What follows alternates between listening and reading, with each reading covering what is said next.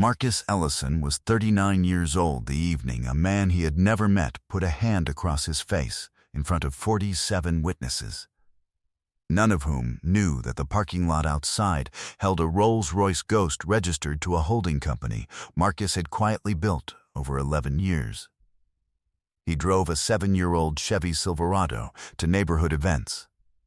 He wore Dickies and Red Wings to the grocery store. Her friends had taken to calling him Handy Marcus, not to his face, but she had never corrected them. He was a licensed structural engineer. She was a real estate developer. To the world she curated, that meant she built things, and he fixed them. To anyone who had seen his balance sheets, it meant something entirely different. The slap was not the beginning of the story. It was the center of it, the point around which every other fact rotated, sharp and inevitable.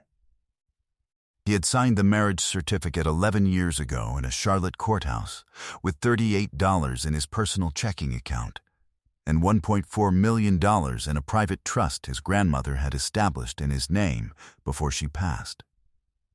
Vanessa had known about the $38. She had never thought to ask about anything else. What she did not know, what none of them had thought to ask on that warm Friday evening when he walked into the Hillside Country Club dressed in a clean but unremarkable button-down, was that the car 2 rows over in the guest lot had been his for 4 years, and the man who had just slapped him was standing inside a building whose foundation permitting bore Marcus Ellison's professional seal. What happened next would cost 3 people everything they thought they had secured. Before we jump into the story, comment where in the world you are watching from and subscribe, because tomorrow's story is one you need to hear. The Saturday before that evening, Marcus had been on the back deck with a cup of coffee and a sanding block, working a stubborn seam on the pergola he had built himself the previous spring. The wood was Douglas fir. He had chosen it for density.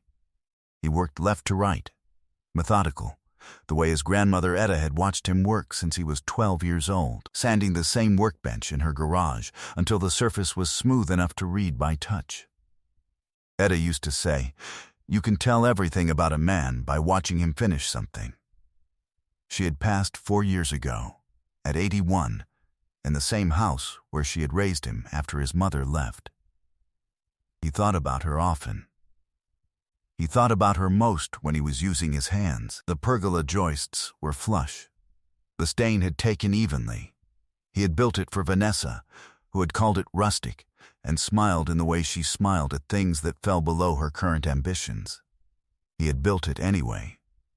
He had met her at a charity gala 11 years ago. She was in a green dress, and she was laughing at something her colleague had said, and the laugh was real, not performed. Just open and bright. She had asked him what he did, and when he said structural engineer, she had asked a follow-up question. That was rare enough to be notable. They had talked for 2 hours. He had driven home thinking about the specific shape her attention had taken, how it felt directed rather than scattered. He had fallen in love with her mind first. The rest had followed quickly. In the years between that gala and this morning on the deck, some version of that woman had remained. She organized their lives with precision. She was good with her mother. She kept the calendar and remembered birthdays and sent cards on time. He had attributed the small distances that accumulated, the turned-down conversations, the phone she began carrying into the bathroom, the new perfume she had purchased and not mentioned, to the pressures of her business. He was not naive. He was generous. There is a difference, though it is sometimes difficult to identify from the inside. The first signal he had noticed had been 6 weeks ago, a name in a thread visible on the edge of her open laptop. Not the content of the message, just a name. Derek Ashworth, appearing 3 times in the same email chain while she stepped away to answer the door. He had not said anything. He had noted it the way he noted everything, with patience, with precision, and without rushing to conclusions that evidence had not yet earned. He poured his coffee out over the deck rail. He went inside. She was upstairs getting ready for something he had not been told about, and when she came down she kissed his cheek and said she would be back before 7, and smiled, and left. And the scent of that new perfume lingered in the kitchen for 20 minutes after the door closed. He stood in the kitchen a while longer, listening to the refrigerator hum. He found the second phone on a Tuesday. He had not been looking for it. He had been looking for the cable to the shop vac, which he kept in the back of the bedroom closet behind the shoe rack. The phone was there, a newer model than her primary, powered down, tucked beneath a folded sweater that had not moved since winter. He held it a moment. He turned it over once in his hand. Then he placed it exactly as he had found it, adjusted the sweater, found the cable he had come for, and went back downstairs. His hands did not shake. He moved with the same deliberate calm that had defined every decision he had made since he was 12 years old, and first understood that the world did not reward men who announced their intentions. He waited 2 more days. When she went to an evening showing on Thursday, he retrieved the phone and plugged it into a charger he had purchased that afternoon from a big box store 3 towns over. It powered on with a 4-digit code. He did not try to guess the code. He photographed the exterior, the model number, the serial number visible on the back panel. He documented the charger type. Then he unplugged it, returned everything, and drove to a parking lot near the interstate where he sat with his own phone and pulled up her primary calendar, which he still had shared access to from the prior year when she had added him herself. He cross-referenced. He built a timeline on a notes application he had used for project work for years. He could see 17 evenings across the past 8 months where her recorded location did not match the stated reason for her absence. 14 real estate showings that, when he searched the ML's database he still had licensed access to from a prior consulting engagement, produced no matching listings for those dates and zip codes. She had been planning this for at least 8 months. The pattern was not impulsive. It was managed. He found the transactions on Saturday morning while she slept. He had requested 30 days of statements from the joint account, a formality she would not notice, because she had not reviewed that account since she opened her business accounts 3 years ago. 42 transfers. 42 amounts between $400 and $1,100 each, all on days she had logged as travel expenses. He totaled them in his head before the app produced the sum. He was close. $43,200. Over 8 months. His face remained perfectly calm.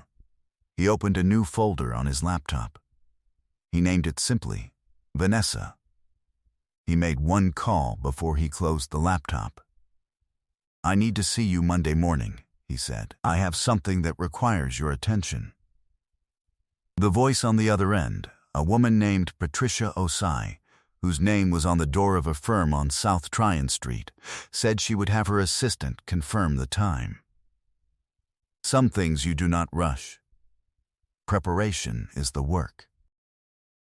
Patricia Osai was 61 years old and had practiced family and civil law for 33 years.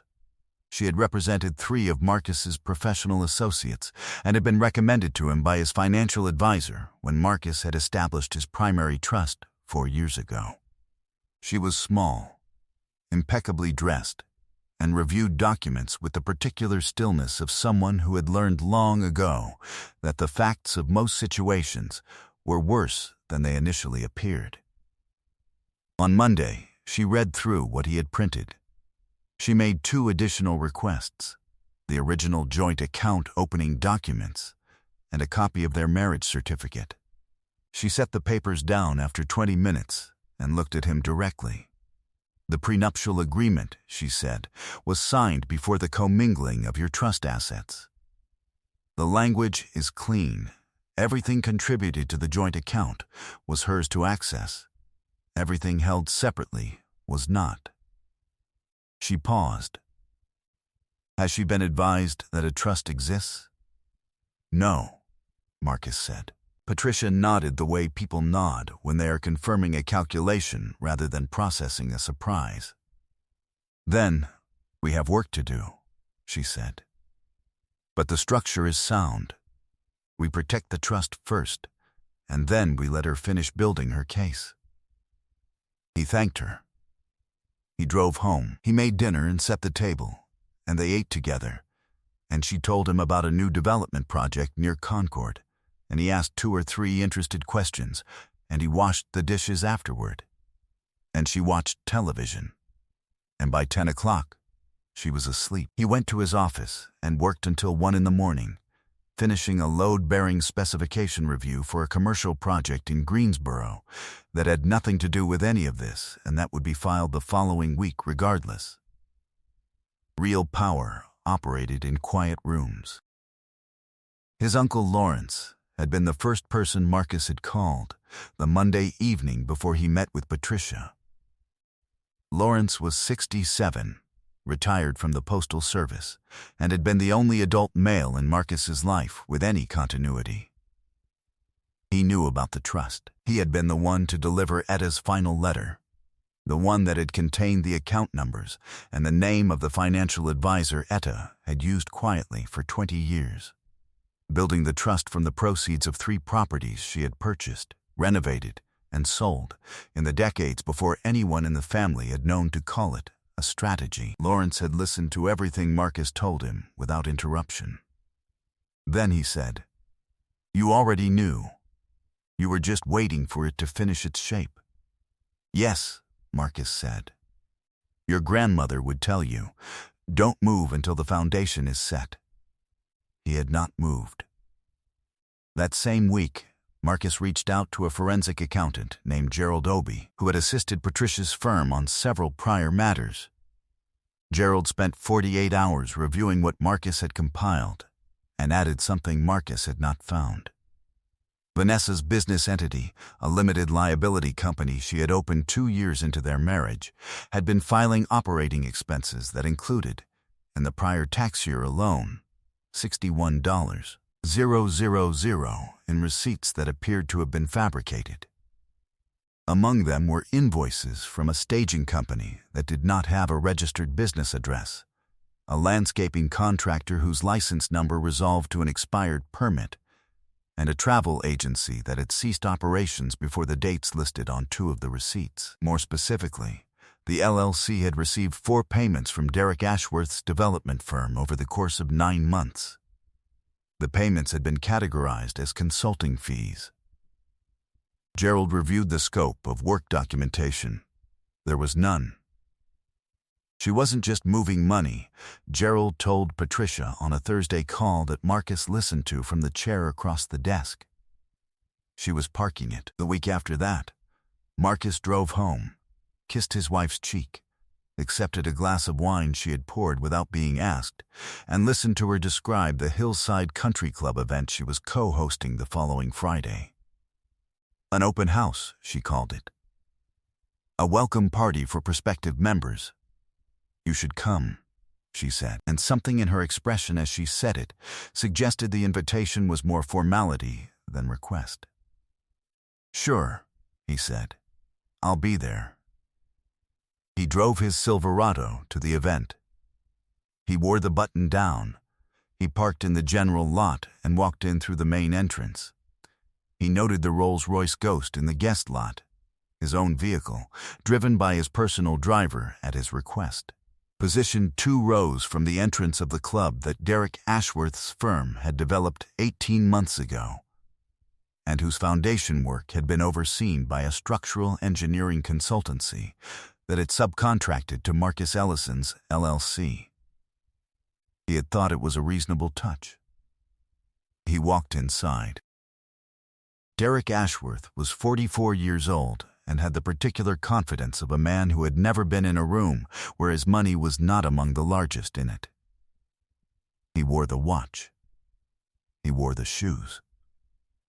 He stood in the center of the room with his back to the windows and received introductions the way men receive what they believe is their due.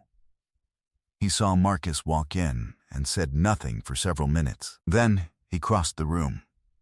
Vanessa was on the far side, near the bar, talking to a woman Marcus did not recognize. She did not see Marcus arrive. Derek Ashworth stopped in front of Marcus and looked at him for a long moment, with an expression designed to communicate that he found the situation amusing. "You don't belong here," he said.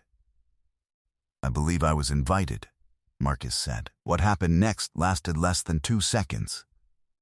Derek Ashworth raised his hand and brought it across Marcus's face, not a punch. An open palm, theatrical, designed for witnesses. The room stilled. 47 people turned. Marcus's head moved slightly with the contact. Then it returned to center. His expression did not change. He had been hit harder by accident, by much. The physical fact of it was irrelevant. What mattered was the documentation of it, which was already occurring on 3 separate recording devices, whose presence in the room he had arranged through 2 of Patricia's associates, who were standing near the east wall holding drinks they had not yet touched. He reached into the breast pocket of his button-down and removed an envelope. He held it out to Derek Ashworth without speaking. Derek Ashworth looked at the envelope. He looked at Marcus. He did not take it. "That's a civil filing," Marcus said quietly, detailing $43,200 in unauthorized transfers from a jointly held account and $61,000 in fraudulent business expenses that have now been reported to the State Revenue Authority. There's also a separate matter involving 4 payments totaling $212,000 routed through your development firm to an LLC my wife controls, in exchange for no documented services. Your firm's name is on that filing as well." The room had not resumed conversation. Vanessa had moved closer. Her face had changed, the performance gone, something underneath it exposed and too bright, like wood grains seen through stripped paint. "Marcus," she said. "Patricia is outside," he said, and his voice was the same as it had been for every word of their last 11 years of dinners and quiet evenings and coffee on the back deck. "She has the asset disclosure documents. The prenuptial agreement protects everything held prior to and separate from our joint accounts. The trust was never commingled." He paused. "You never asked where the money for the Silverado came from. You never asked why I had a professional advisor when I was 31 years old and working project management." Her mother was in the room. He had not known she would be. He saw her in his peripheral vision, standing very still near the entrance, holding her own glass and watching her daughter with an expression of recognition that suggested this moment was not entirely a surprise. "I'm not angry," Marcus said. "I'm clear. Those are different things." He picked up the envelope from the table where Derek Ashworth had not taken it. He set it beside the nearest centerpiece. He buttoned the single button on his jacket. He did not look back at her. He walked through the room, out the main entrance, across the parking lot, past his Silverado, and knocked twice on the rear window of the Rolls-Royce Ghost. The door opened. He got in. Behind him, the room was silent, in the way that rooms are silent when everyone present understands they have witnessed something that will be discussed for years. 14 months passed like water finding its own level. Marcus had relocated to a house he had purchased outright the week he filed the divorce papers, a brick craftsman 4 miles east of the house he had built the pergola for. He had kept the sanding block. He had left the pergola. In the new backyard, he had planted a row of Japanese maples along the south fence and installed a workshop shed with a concrete floor and proper ventilation and 16 feet of open shelving that he had built on a rainy Saturday, with no deadline and nowhere else to be. His work had expanded. A hospital campus project in Durham, a school renovation in Richmond, a partnership with a sustainable building firm that had been scouted through his consultancy for a $4.8 million federal infrastructure contract. He had taken on 2 young engineers as associates, both from Charlotte, both with the particular hunger of people who had not been told often enough what they were capable of. He had met Diana Reeves at a planning commission meeting, where she had asked 3 precise questions about load distribution in a proposed mixed-use development, and he had turned and looked at her and thought about what it meant to meet someone who was interested in how things actually stood. She asked questions in the way his grandmother had asked questions, not to fill silence, but because she genuinely wanted to know the answer. She was a city planner. She made her own coffee every morning in a French press and had strong opinions about porches, which Marcus found entirely reasonable. She was present in his life the way that solid things are present. Wait, without noise. Vanessa had signed the divorce agreement 9 months after the filing. The joint assets had been divided per the original prenuptial terms. The trust had remained exactly where it had always been, sealed, documented, untouched. Her LLC had been dissolved following the state revenue investigation. Derek Ashworth's firm had settled the civil matter for an amount Marcus's lawyer described as appropriate, and that Marcus chose not to repeat to anyone. Derek Ashworth had relocated to a city Marcus had no interest in visiting, and the development business had passed to a silent partner who had liquidated most of its holdings within 6 months of the settlement. Vanessa was working now in commercial property management for a regional firm. He heard this from Gerald, who mentioned it without commentary. Marcus nodded. He registered it. He did not dwell. Her mother had sent him a card. It said only, "I am sorry." He had read it once and placed it in a drawer that he did not often open. On a Wednesday in late autumn, Marcus sat on the new porch with a cup of coffee he had poured himself in the early dark before the light had fully arrived.